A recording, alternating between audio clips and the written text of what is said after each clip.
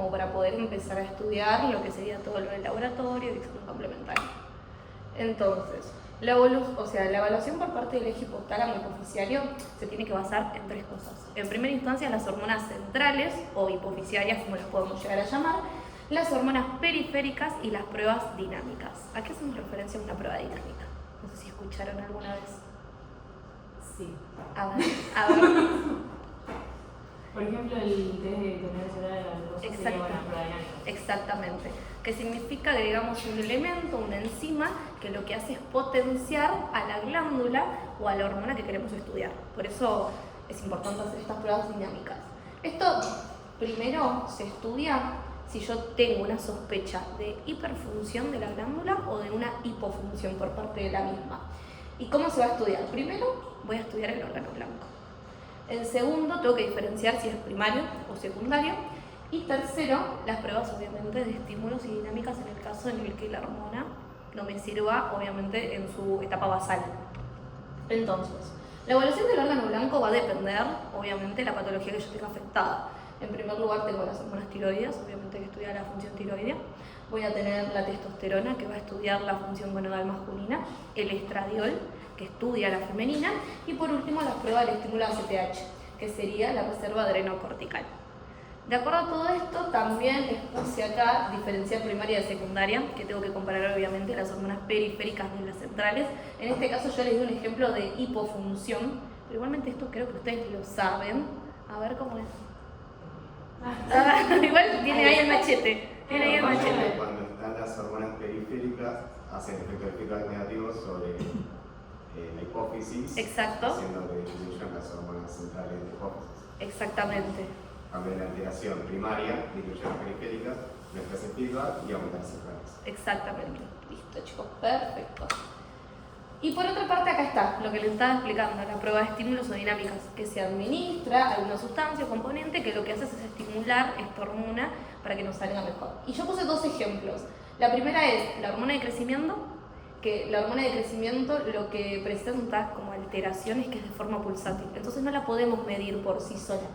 Dificulta la medición por parte de la misma y encima viene alterada tanto por el ayuno, por el estrés, por la diabetes, por la enfermedad hepática o incluso por alguna desnutrición. Entonces, para poder estimularla, lo que vamos a utilizar principalmente va a ser la concentración de somatomedina de tipo C o también la IGF-1, que es exactamente lo mismo, pero capaz la conocen de un nombre o de otro.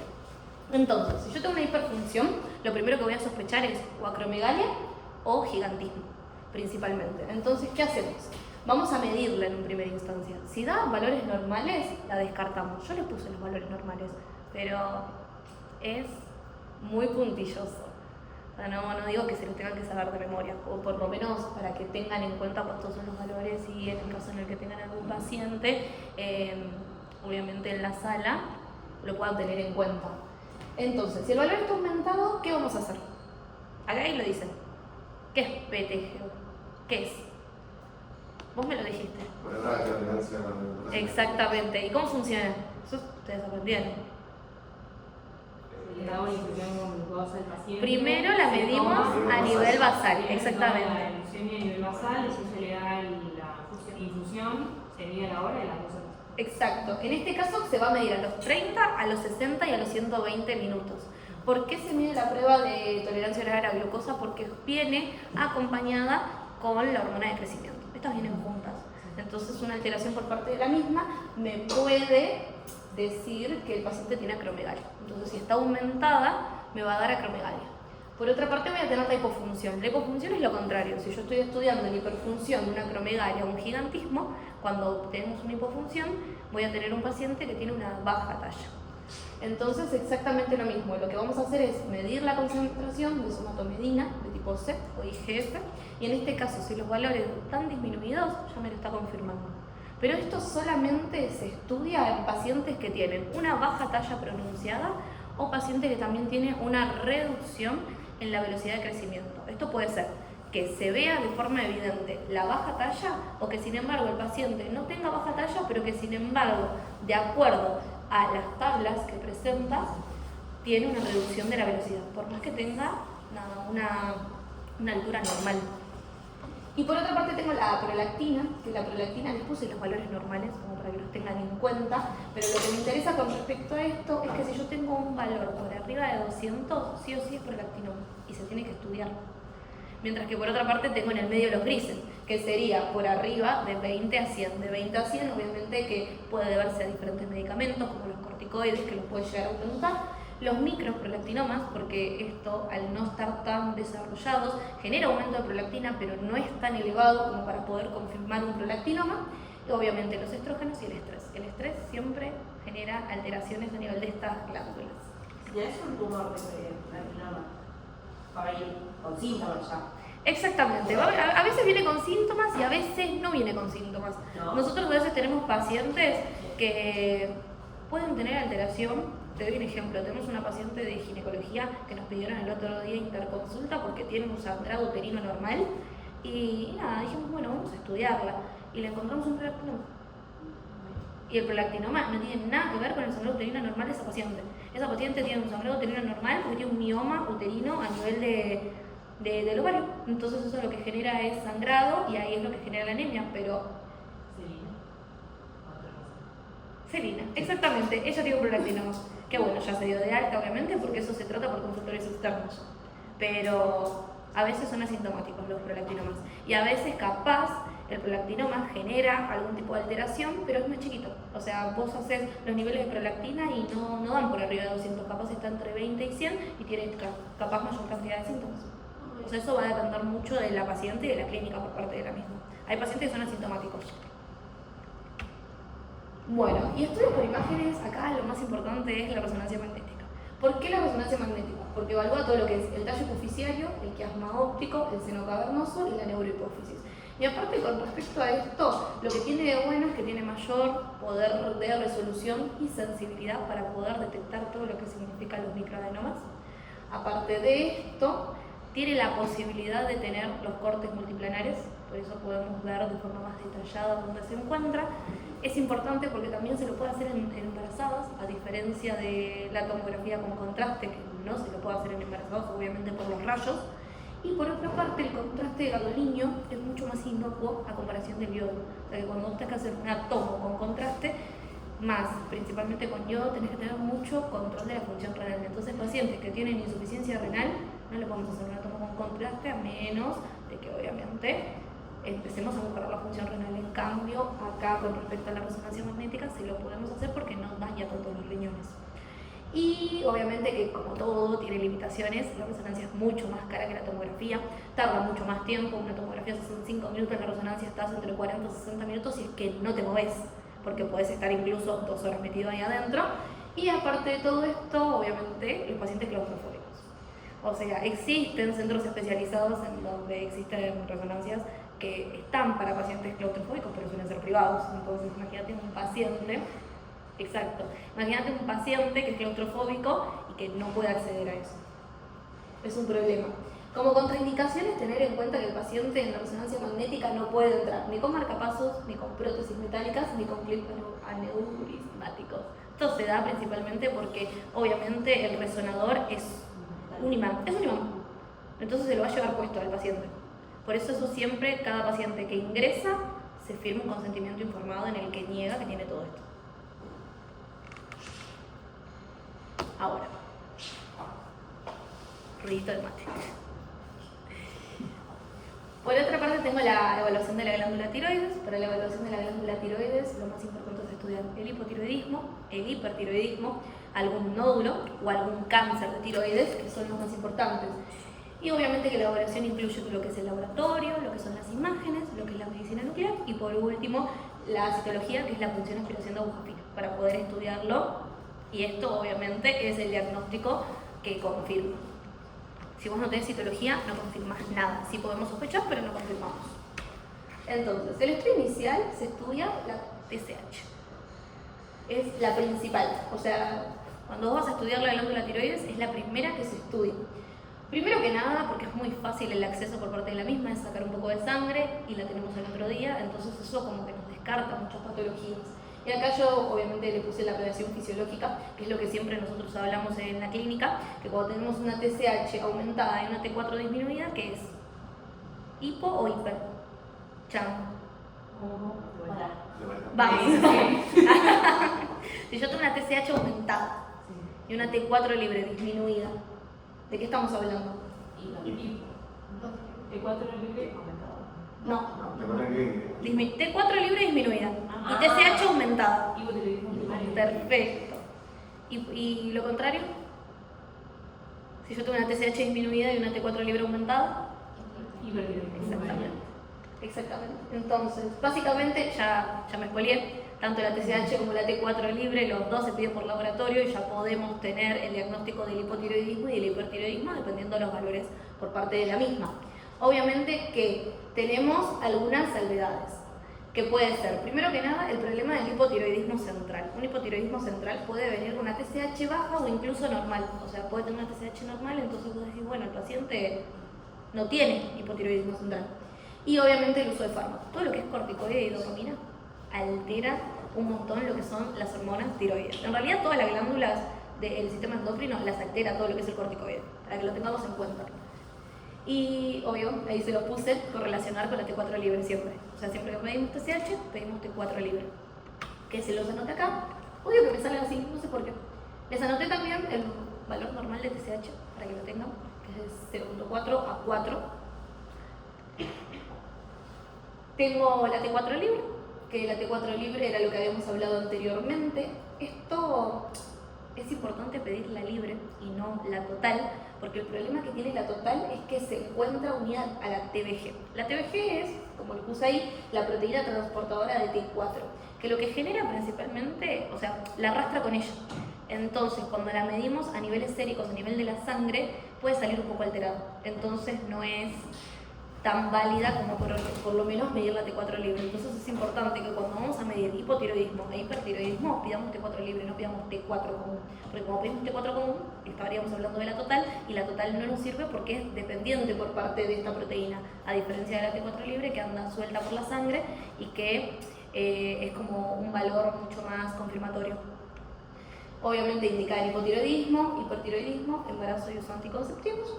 Después tengo la T3, que la T3 va a ser específica obviamente en el hipertiroidismo. Hay a veces que el hipertiroidismo cuando comienza va a tener una T4 normal, pero la T3 va a estar elevada por parte de la misma, entonces lo podemos descartar y no es útil obviamente para el hipotiroidismo con respecto a la misma.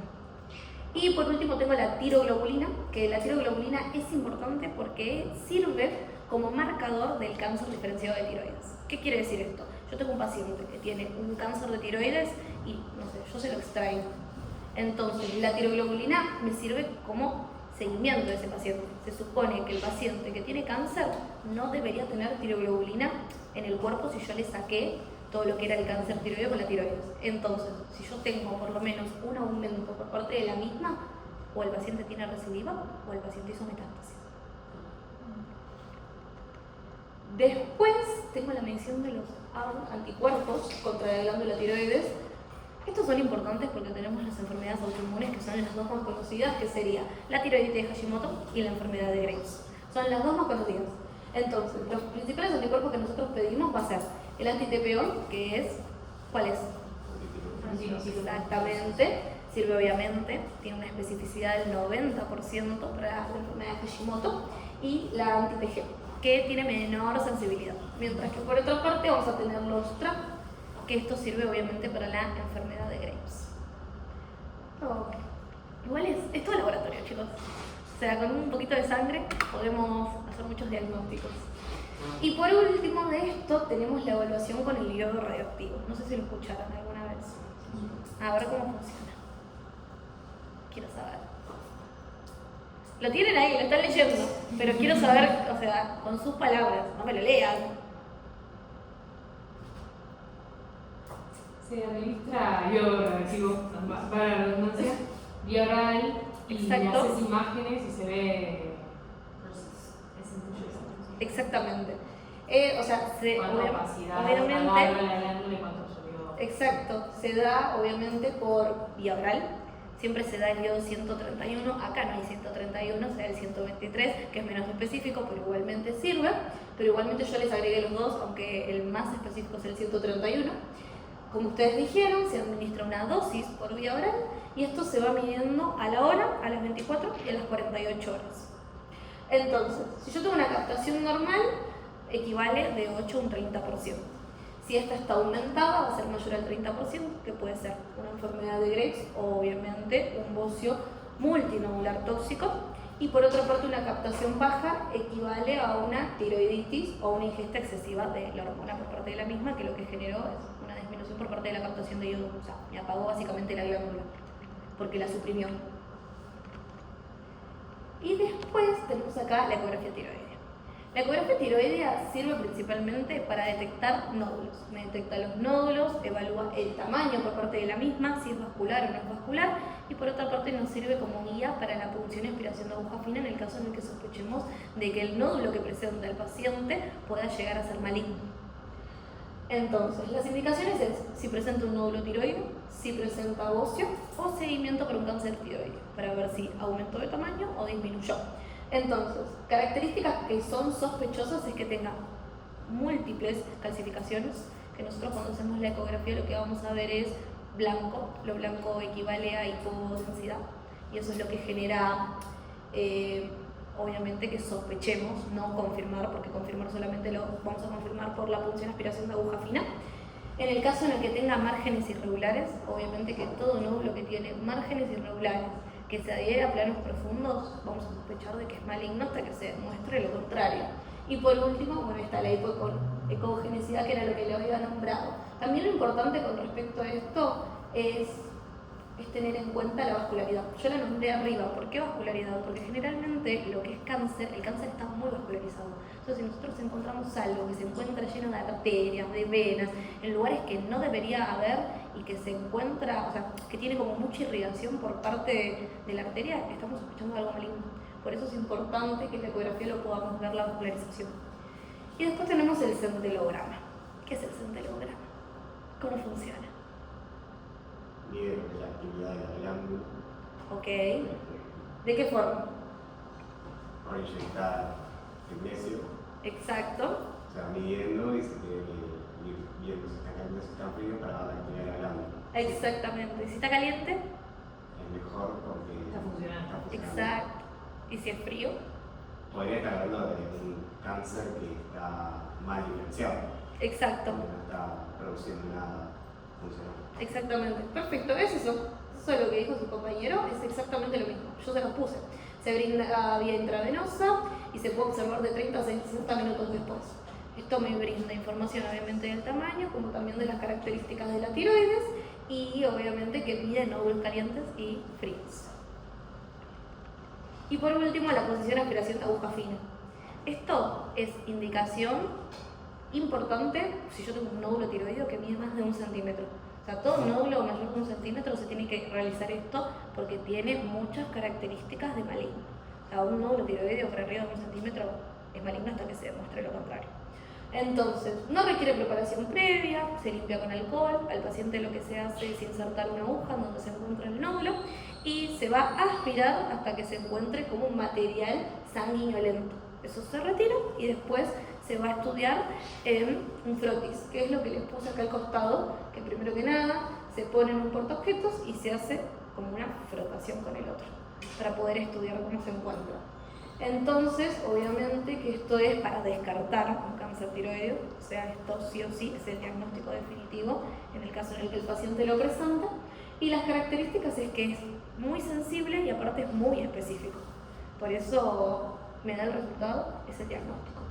Es un procedimiento ambulatorio, o sea, el paciente no necesariamente tiene que quedarse internado acá para poder realizárselo porque no necesita anestesia, no necesita que sea estéril. O sea, vos limpiándolo con alcohol ya lo podés estudiar. Y por otra parte se hace guiado por ecografía. Después de hacerle la ecografía, es que y ahí ves el tamaño, ahí se indica la función. ¿Cómo? Exactamente. Primero Igualmente, exactamente, vos sí o sí necesitas una ecografía, porque vos, o sea, lo podés sentir, podés hacer el examen físico a nivel de la tiroides, pero eso no te da seguridad de que mide 1 centímetro. A menos que el paciente, o sea, vos literalmente te des cuenta, no sé, mide 10 centímetros, y sí, obvio, lo vamos a hacer. Es más, capaz no necesitemos ni la guía ecográfica para poder hacerlo, porque el paciente... Exactamente. Pero si no, sí, tenés que hacer la ecografía. Con la ecografía te va a medir el tamaño por parte de este nódulo y si tiene indicaciones de tener que punzarlo o no punzarlo. Generalmente igual, o sea, según los libros, por arriba de 1 centímetro, pero siempre que encontramos un nódulo que nos llama la atención, independientemente de si tiene o no tiene 1 centímetro, lo mandamos a punzar. Porque pese a todo esto, el cáncer, esto no tiene nada que ver, chicos, seguro lo van a ver, pero yo soy chulo. El cáncer de tiroides, el papilar, es el más frecuente y es el más benigno. Entonces, si lo agarramos a tiempo, el paciente tiene posibilidad de no hacer recidiva ni tampoco metástasis. Bueno, ahora las glándulas paratiroides y el metabolismo fosfocálcico. Esto es muy fármaco. Al que le guste, genial, y al que no, como a mí, se va a aburrir. Primero que nada, el calcio. El calcio se encuentra en 3 partes. Tengo unidad de la proteína, el que se encuentra iónico, libre, activo, que es el 50% y es el que nosotros vamos a usar porque es el que se encuentra en sangre, y el 10% que se encuentra a nivel de los complejos. ¿Qué tenemos acá? Bueno, los valores, y yo lo que les puse, que no estaba en el libro, pero a mí me gusta agregar porque si no, no tiene sentido alguno. Si yo tengo una hipocalcemia, ¿cuáles son las patologías que puede llegar a tener el paciente? Que es lo que a mí me importa. Un hipoparatiroidismo puede tener una deficiencia de vitamina D, porque se encuentra relacionada la vitamina D con el calcio en su metabolismo, que puede ser por malnutrición, una mala absorción o una enfermedad hepática. Y por otra parte puede ser también una enfermedad renal crónica, justamente porque no tenga una buena eliminación por parte del mismo. Entonces yo tengo una disminución de vitamina D activa. Y también en la hipercalcemia. En la hipercalcemia tengo un hiperparatiroidismo primario que puede llegar a deberse, y lo otro, las neoplasias malignas, tanto el mieloma múltiple como la metástasis ósea. Principalmente el mieloma múltiple, porque el mieloma, a diferencia de otro cáncer que destruye el hueso, este crea. Y crea, y crea, y crea. Entonces, cada vez que vos veas a un paciente que tiene un mieloma múltiple, lo primero que vamos a ir a buscar sería el hueso. Todo lo que es a nivel de la columna, a nivel del cráneo, lo que vamos a ver principalmente es como en saca bocado. Se denomina la patología en radiografía de tórax, en radiografía en todo, en realidad de cráneo, de tórax, a nivel de la columna, porque lo que va a hacer es crear hueso. Por eso también a nivel de laboratorio lo que se va a ver es una hipercalcemia. Y obviamente el exceso de la vitamina D, que creo que nadie lo tiene, estamos todos bajos de vitamina D. No conozco una persona que esté bien de vitamina D. Por otra parte tengo el fósforo, que el fósforo lo que se estudia obviamente es el inorgánico, y les puse también los factores que lo pueden llegar a modificar. Fisiológico puede ser la edad, el ritmo circadiano, o sea, como duerme una persona, la ingesta, obviamente del fósforo, y el ejercicio. El ejercicio afecta mucho lo que es el tema del fósforo. Y los factores clínicos, que puede ser la insulina disminuye el fósforo, como disminuye otras cosas también, ejemplo el potasio. La alcalosis o la hemólisis, que en este caso la hemólisis lo que genera es un aumento del fósforo. Entonces, cuando yo tengo un paciente, por ejemplo, que tiene una anemia hemolítica, lo primero que vamos a estudiar es el fósforo, porque el fósforo es un marcante, o sea, es un reactante de defecto agudo. Entonces vamos a estudiar el fósforo porque si se encuentra aumentado significa que puedo llegar a tener correlación con una anemia hemolítica. Obviamente que también vamos a estudiar lo que sería una bilirrubina indirecta, una LDH, la PCR, la eritro, pero el fósforo también me lo marca. Y obviamente que es importante hacerlo en ayunas. El magnesio, que el magnesio está el 30% unido a las proteínas y el otro 55% es el principio activo, que es el que nos interesa a nosotros. Y una hipomagnesemia puede estar relacionada con una hipocalcemia, o sea, paciente que tiene bajo el calcio, tiene bajo el magnesio porque se encuentran juntos en el metabolismo y si se pierde uno se pierde el otro. Y por otra parte, la resistencia a la paratormona. La paratormona tiene una relación exclusiva con la vitamina D.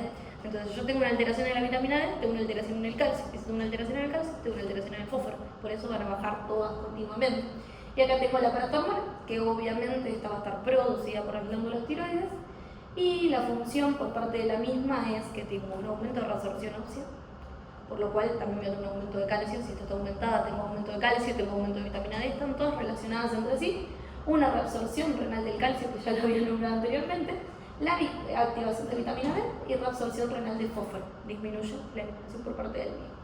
Y por último tengo acá la vitamina D, que esta se va a sintetizar obviamente a través de la piel. Independientemente de que nosotros tomemos suplemento o no tomemos suplemento, la mayor cantidad de vitamina D que la podemos tomar es a través del sol. O sea, el suplemento sí, obviamente, capaz llegamos a valores normales, pero después los vamos a ir perdiendo si no tenemos la luz solar. Entonces lo clasifica acá, que dice que menos de 20 es una deficiencia. En este caso nosotros cuando tenemos una deficiencia decimos que puede tener un paciente raquitismo o osteomalacia. De 20 a 29 es una insuficiencia, pero todavía no se la considera dentro de rangos para poder estudiarla, y por arriba de 30 se encuentra adecuada.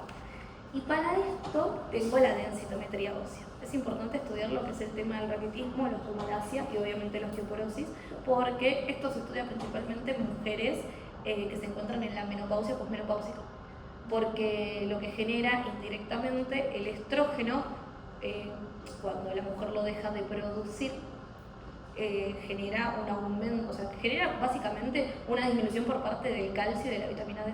Entonces esto genera mayor proporción a fracturas. La densitometría ósea se utiliza obviamente rayos X. Se tiene que tener en cuenta obviamente que no se haya realizado ningún otro método contrastado en las 24 horas. En el caso en el que el paciente se haya hecho un método contrastado, se tiene que esperar por lo menos 3 días para poder realizar una densitometría ósea. Y obviamente que evalúa tanto la densidad mineral ósea como el riesgo de fractura. Entonces, si yo acá les puse a qué paciente se le realiza. Mujeres mayores de 65 años o menores de 65 que ya tengan un antecedente. Un factor de riesgo implica que ya tengan fracturas patológicas. Hay mujeres de 45, 50 años que justo cuando el estrógeno comienza a disminuir empiezan a tener muchas fracturas patológicas por parte de la misma. Obviamente que en el hombre es mayor de 70 años, pero se estudia menor de 70 años si presenta esta misma patología. Obviamente que también hay factores del tabaquismo. Si yo tengo una mujer que fumó toda su vida, tengo que estudiarlo también, independientemente de que sea menor de 65 años. Si tiene fracturas a nivel de la muñeca, a nivel de la columna, a nivel de la cadera, hay que estudiarlo, principalmente esto. Y obviamente adultos que reciben medicación asociada con baja masa ósea. Por ejemplo, ¿qué es lo que causa? Hay una medicación que nombré anteriormente que puede causar una disminución de la masa ósea, que se come el hueso básicamente. Los corticoides. Exacto, los corticoides. Los corticoides son muy buenos para algunas cosas y muy malos para otras. Tienen muchos efectos adversos. Y uno de estos es que aparecen mujeres cada vez más jóvenes con osteoporosis y se debe a que presentan capaz alguna enfermedad autoinmune. Toda enfermedad autoinmune se trata con corticoide. El corticoide come el hueso. Y ahí están los lugares en los que elegimos la densitometría, que es generalmente columna, L1, L4, fémur proximal y antebrazo distal. Es donde se estudia generalmente todo lo que implica la masa ósea, para saber si el paciente presenta osteoporosis o osteopenia. Yo le puse acá los resultados, saber que mayor o igual a menos 1 es normal, de menos 1 a menos 2,5 es osteopenia, por debajo de menos 2,5 es osteoporosis. Y algo les iba a decir y me olvidé. Bueno, si me acuerdo se los comento. Y por último, la evaluación de las glándulas suprarrenales. Para la evaluación de la glándula suprarrenal se divide en dos, en la corteza y en la médula. La corteza se estudia lo que es el tema del cortisol, el tema de la CTH y la aldosterona, mientras que la médula suprarrenal, las catecolaminas y las metanefrinas. Entonces, en primer lugar estudiamos la corteza suprarrenal. La CTH es la más importante de la corteza. Generalmente es la única que estudiamos, incluso. Muy raro estudiar, ¿verdad? Pero estudiamos principalmente la CTH, que obviamente me diferencia de causa primaria y secundaria y de enfermedad de Cushing, como también la insuficiencia suprarrenal. Entonces, acá yo les puse las causas de la CTH alta, que puede ser la enfermedad de Addison, enfermedad de Cushing o una CTH ectópica, que se puede ver obviamente un cáncer. Siempre que hay algo ectópico es un cáncer que genera un aumento por parte de la misma, o también las causas de CTH baja, que puede ser un tumor suprarrenal productor de cortisol, el uso prolongado de corticoides también lo causa, y la insuficiencia suprarrenal secundaria. En segundo, el cortisol plasmático, que es importante tener en cuenta que presenta limitaciones. En una primera instancia, el ritmo circadiano, porque suele ser máximo a la mañana y mínimo a la noche, aumenta frente al estrés. Y por otra parte, va a depender de los valores séricos de la unión a la CBG, que es obviamente otra proteína que lo que hace básicamente es transportar el cortisol. Entonces a veces depende, obviamente, de esta proteína y van a estar más disminuidos. De acuerdo a todo esto, también les puse causas, obviamente, si yo tengo el cortisol aumentado, puedo tener un síndrome de Cushing, corticoides exógenos otra vez aparecen, depresión severa, el estrés agudo o una cirugía o trauma grande. Cuando hablamos de estrés agudo no estamos hablando de, sí puede pasar en un examen, pero también se puede ver capaz que tuvo un accidente y el paciente queda obviamente de por vida con este estrés, pero fue un accidente grave, estamos hablando. Y cortisol disminuido, obviamente enfermedad de Addison, insuficiencia suprarrenal secundaria, suspensión brusca de corticoides y la sepsis. Yo se los nombro porque yo sé que van a tener clase de todo esto. Y yo explicarle nuevamente una clase que ya la van a tener, me parece que es una pérdida de tiempo. Pero ustedes también conocen. Yo ya los conozco a ustedes. Y sé que son muy nerds. Las personas que tienen, no sé, laburos que no tienen acomodado el ritmo circadiano. Exacto. Como nosotros. Claro. Básicamente. Se evalúa al revés. Pero ponele que no es que tienen todos los turnos. Tiene 3 días, 3 días. Es que incluso es mucho más complicado. Es más, no se suele medir el cortisol por lo menos plasmático. Se intenta medir a través de salival, que como que es mucho más estable, donde el paciente lo que le pedís literalmente es que junte saliva, esto tiene que ser nocturno, junta saliva, la saliva es mucho más estable que a nivel plasmático, porque plasmático es mucho más pulsátil y al ser pulsátil eso incluso dificulta en una persona que duerme bien, con eso te digo todo. O sea, puede ser que vos hayas dormido bien toda tu vida y justo al día que te tenés que hacer el estudio dormiste mal y te altera todo el estudio. O sea, no necesariamente vos tenés una alteración del ritmo circadiano por tu trabajo, sino que también pudiste haber dormido mal esa noche y el estudio te sale mal. Por eso capaz preferimos hacer capaz un cortisol salival nocturno, que es mucho más estable, no suele ser tan alterado como el plasmático, o incluso el de la orina. Que el de la orina se utiliza principalmente para el diagnóstico de Cushing. Entonces, si está aumentado, decimos que es un síndrome de Cushing, que es mucho más estable incluso. O sea, el que es más alterado es el plasmático. El plasmático siempre tiene alteración porque se relaciona con el ritmo circadiano. En cambio, tanto el urinario como también el salival no suelen ser tan pulsátiles, entonces se los utiliza más como diagnóstico.